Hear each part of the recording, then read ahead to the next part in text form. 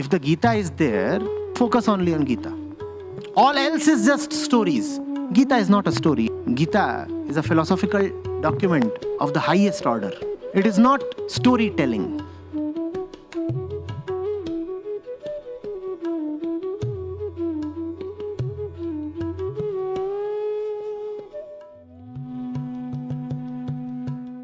Pranam. Now I have a question on Gyan. As you said earlier, that knowledge has to precede action. Yeah.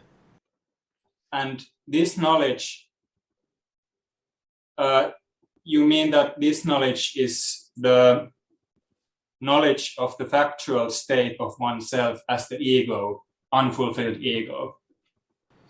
The knowledge before action has to be of the actor itself.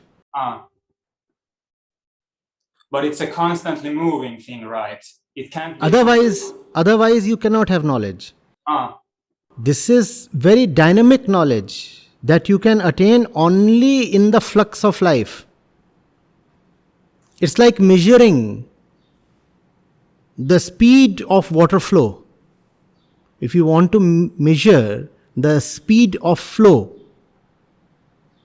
you have to measure it during the flow, in the flow. No? You cannot stop the water or freeze the water and then try to measure the speed. Similarly, life is a constant movement.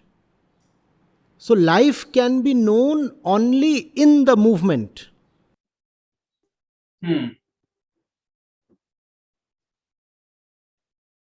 I guess that has been confusing me a little, because when I came back to Finland, I was actually, at first it felt a little depressing, because I had the notion that coming to India would that something would happen, Something will happen. Huh. Like my motivation or something would get a spike up. But then I realized that I had a notion that that kind of a motivation could come from somewhere outside of me. It just took me back to the same fundamental that nothing outside of me can inspire me to really work. This is going a little off track, but I still want to say this. But now it's just funny, because I'm in the same situation as when I was before coming to India. But now it seems that I still have work to do in this situation. I guess it's then just fine, because... See, how can soil and roads and brick and mortar give you fresh insight? What do you mean by India? India is just a notion. When you come to a notion, you will miss the ocean. No? So what do you mean that you expected that when you will come to India, you will return with your inner gates flung open? What exactly is India for you? What do you mean? You probably came to me, right? And that nearness is not something just physical or geographical. If anything was to be thrown open, that could have happened only if there was a willingness and a realization that it is not the country that counts, but the consciousness. So that's the thing that happens with a lot of people from the West. They come to India thinking that the land itself will do something magical to them. The land will do nothing. In many senses, the country you are in is a better place than India. In many material senses at least. No? You know that very well. Pollution, overpopulation, so many other things. You are already better placed there than in India.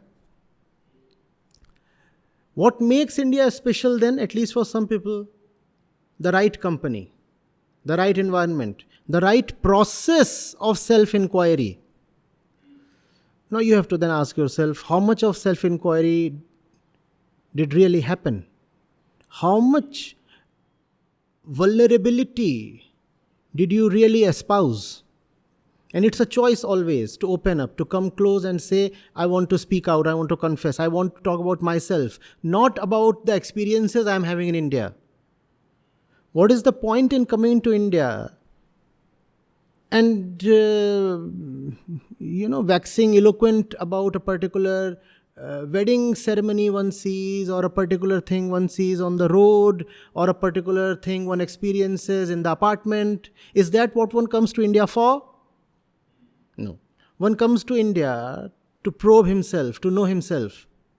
Now ask yourself, how much of that did you really choose to happen? It cannot happen on its own. It just cannot happen on its own. There is a process, and the process is Upanishadic. The process is of deep discussion and deliberation. The process involves opening up. The process involves coming to the teacher, talking nothing about this and that. Talking only about oneself. Who am I? What my life's challenges are? What do I do the entire day? How my mind functions? What my fears, my insecurities are? What do I want? If you talk of this, then of course India can bless you with something very magical. But India's blessings cannot be foisted upon someone. One has to first of all be prepared for those blessings. One has to first of all be deeply in love with and desperate for those blessings. So the more you exhibit your desperation, the more madly you are in love with realization, the more you will find India is working for you. Otherwise, India is just an overcrowded place. Not very different from any other place in the world. But I kind of thought about this on my own, but it did require coming there, that I had to see that, as I said, that there was just too much confusion on my side. I sometimes felt that I didn't know what I was doing there. It was just like... It was your virgin attempt. Try again. Yeah. Try again. You'll have to make yourself land in another India. India is not one thing. India is a million different things. And they are hierarchical.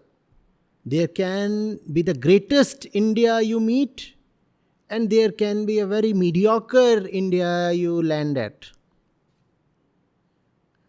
It depends on your choice. What do you want to take away from here?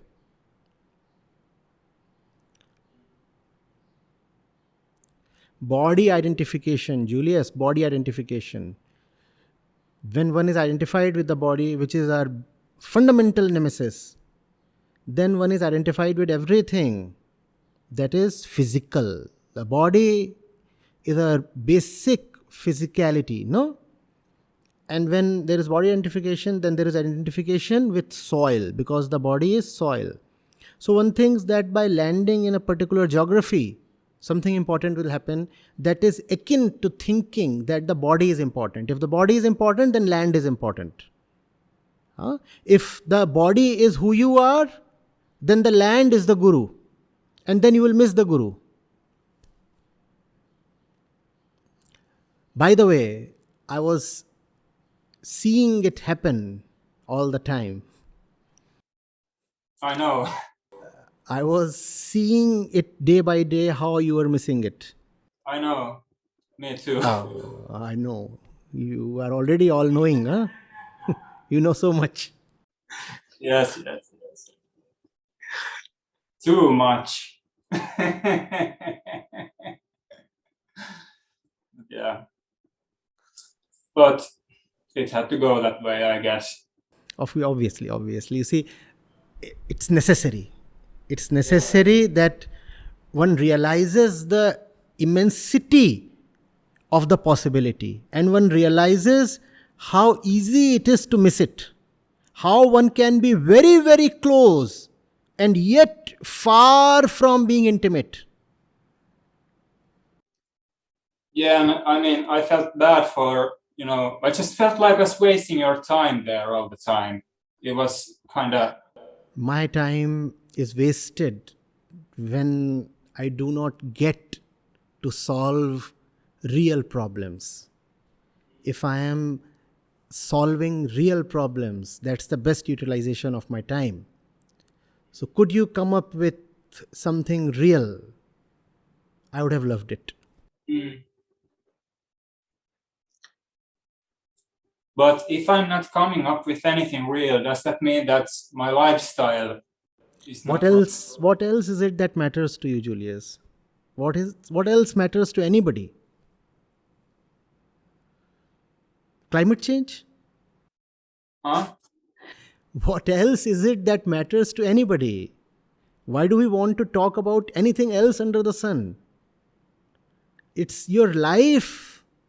That's the fundamental unit of your challenge.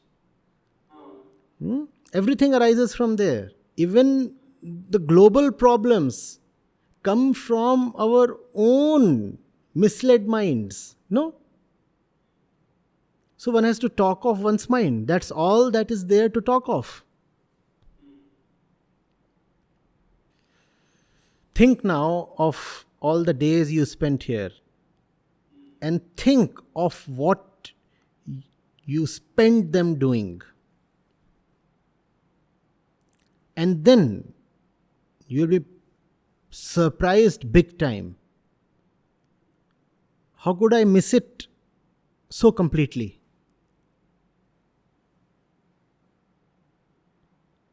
So near yet so far. Tadvantike. Huh? You know, the Upanishads put it this way. It's a beautiful quote. Tad dure tad avantike. Near and far. That's near, that's very far.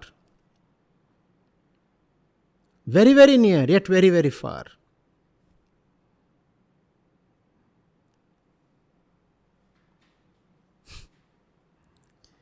I have people who are with me since years, and they are very, very far. One day, when they'll be even physically far, that's when probably they'll wonder, much like you, how did we miss it so completely? How did we waste all our years?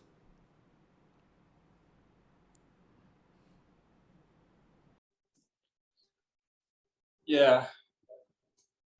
But it was actually funny talking of the distance now, because when I got sick at the later part of the trip, I got most out of the session I was watching from afar. I don't know why, but in the session hall, it was really hard for me to. Exactly, that's what. That's what. Nearness is such a deception. Nearness is such a deception. It makes you miss even that which you were receiving when afar.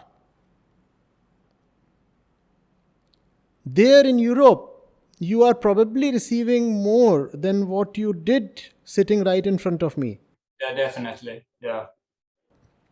Because you thought that you were near. That's what the senses make us feel. I'm already near. If I'm already near, why do I need to be attentive? If I'm already near, then I'm eligible to expect a miracle. And the miracle is not happening. So I'm frustrated. But you are not near at all except in the physical sense. Right at this moment, there is greater intimacy than there was over the period of that month. Because you see, it is not the body that matters, it is mental closeness and availability that matters. That's why I asked you about what constitutes India for you.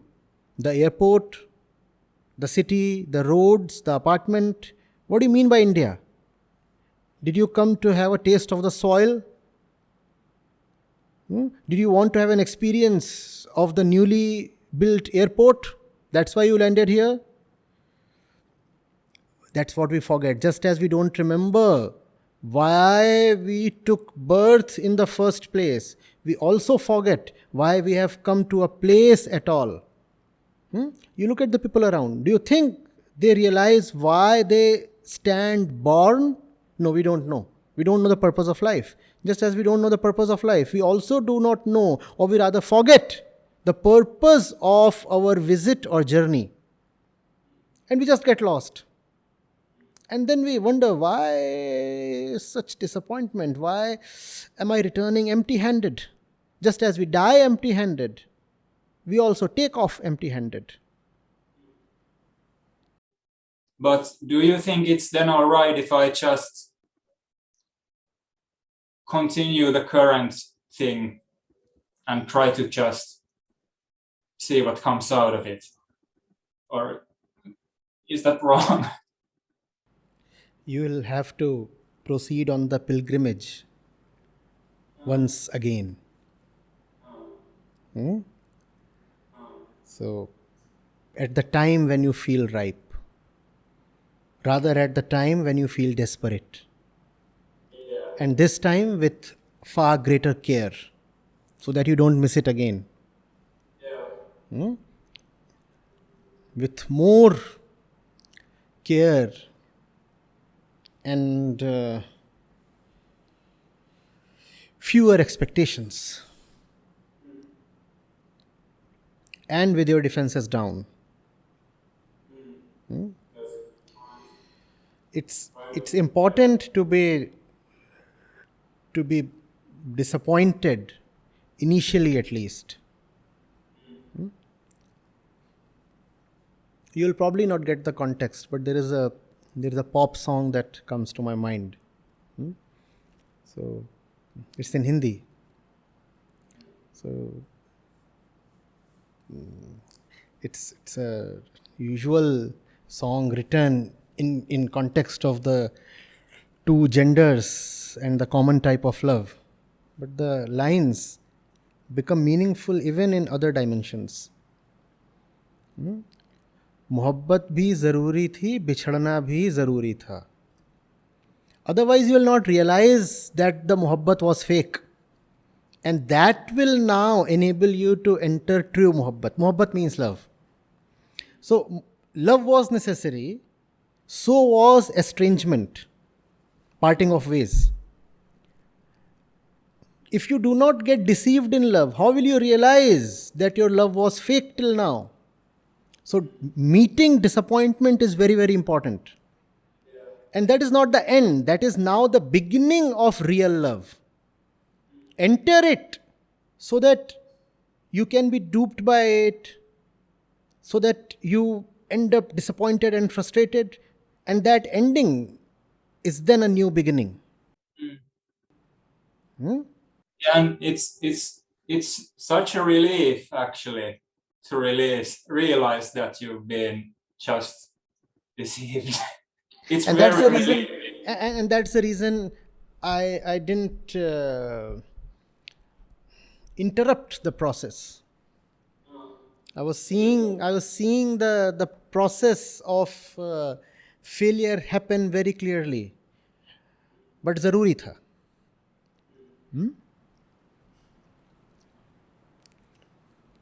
It's a beautiful song. I mean, Sanjay will definitely remember the other lines. What else was zaruri tha?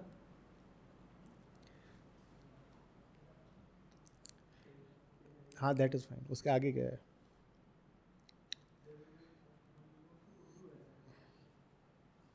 बहुत अच्छी line है.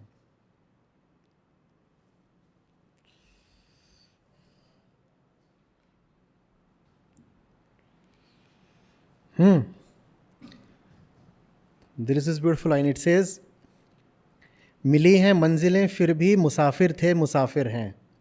It is only when you come to your dream destination that you realize that there is still a lot of distance to cover. मिली हैं मंजिलें फिर भी. I have come to the destination and I realize I am still a passenger, a traveler. Otherwise, you will think that you have arrived when you have not.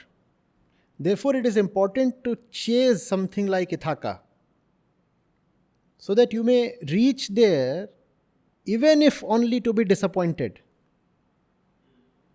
And that disappointment will be a curtain raiser. Something new will open up. मगर भटके तो याद आया भटकना भी जरूरी था. It's when you are lost that you realize that it was very important to be lost. Otherwise, you'd have kept telling yourself, entertaining yourself in the notion that you are home. It's important that life, by way of shock and defeat, reveals to you that you are still very far from home. And that, mind you, is not inauspicious. That's wonderful, because now at least you'll be more careful. Yeah, and it's a relief. Really, it's a relief. Because there is no shame in knowing what you really are. Yes. It's only in this strange deception where there's this tension. You know, there was this Kargil conflict, and one Indian soldier was awarded one of the gallantry awards for something quite peculiar. Listen to it. They did not know the location of the enemy guns, the large guns I'm talking of, the 165 guns, that shell artillery over long distances. So those guns are there. And how do we locate where those guns are? We locate them when they fire and their projectiles land. Then, by tracing the trajectory of the projectile, you come to know where the enemy's guns are positioned. Right? But the enemy wants to hide the location of their guns. So what does the enemy do? The enemy tries to not to fire for as long as possible. Because if they fire, then you will come to know where their guns are. It is from that direction that the shells are coming, and that's the trajectory they are taking. This is the velocity, this is the height, that is the angle. So you can very quickly calculate where the guns are situated. So they were not firing. So one Indian soldier with his team, they decided to expose themselves to the guns. They said, we will make the enemy fire. We will make the enemy fire, and by that we will know where they are hiding their guns. And once we know where they are hiding their guns, we can target their guns. We can either bomb their guns, or we can target their guns using air power. Our planes can go there and destroy their guns. So they deliberately made themselves available to the enemy. They said, we are here, now fire. The enemy had no option but to fire at them, because they were constantly inching closer to their positions. So the enemy fired. The enemy fired. The soldiers were killed. But their colleagues came to know of the enemy gun's position. And for this they were given gallantry awards. So it's sometimes very important that you allow the enemy to fire at you and you suffer damages. If that happens, obviously you suffer, but at least now you know where your enemy is. Otherwise the enemy remains hidden. That's why it's important to sometimes suffer at the hands of Maya. When you suffer, then you know where she is hiding. When you suffer, then you know where she is hiding. Otherwise, her guns remain hidden. That's the reason I sometimes ask our friends here in Bodhsthal and around to enter into Maya's very den, very lair. When you enter her den, then you will know how dangerous she is.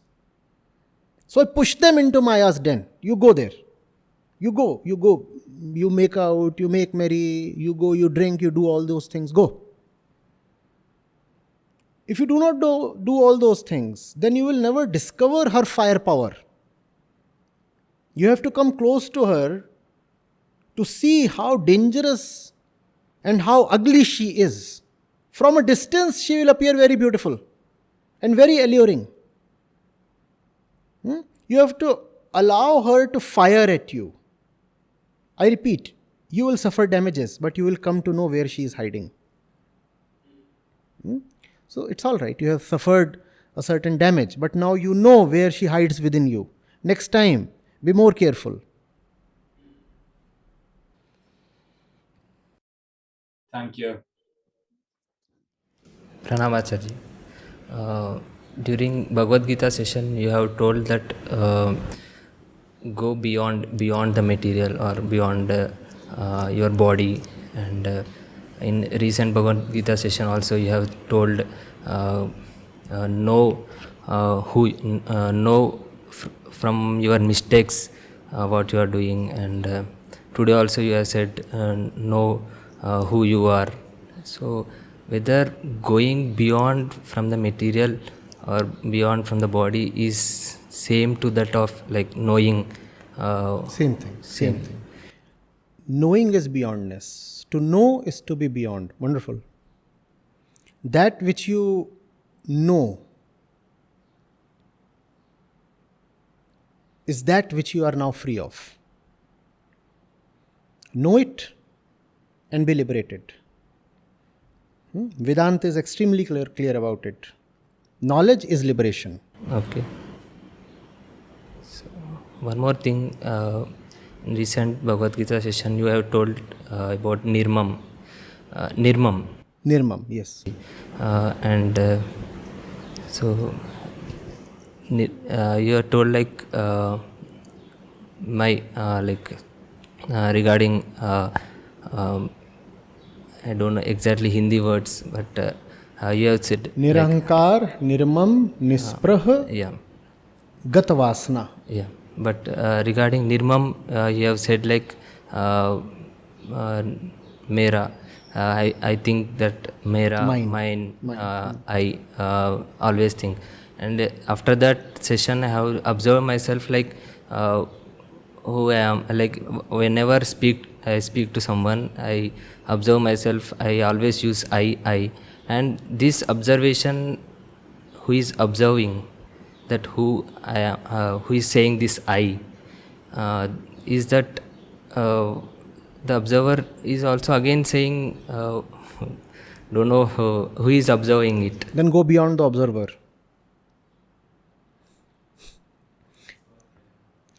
If you observe something, and then you observe the observer as well. That's what observing, but don't know again who is that. So then go beyond that as well. Beyondness that's the reason so much fun. If you can detect even the observer, then the observer has become the observed. So become the observer of the observer. Everything that can be observed must be observed. The observer, just by the dint of his name, does not become exempted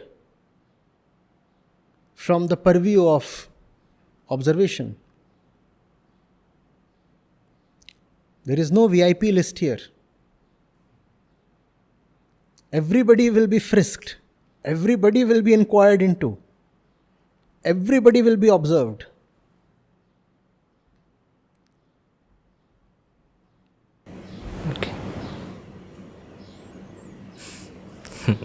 Thank you.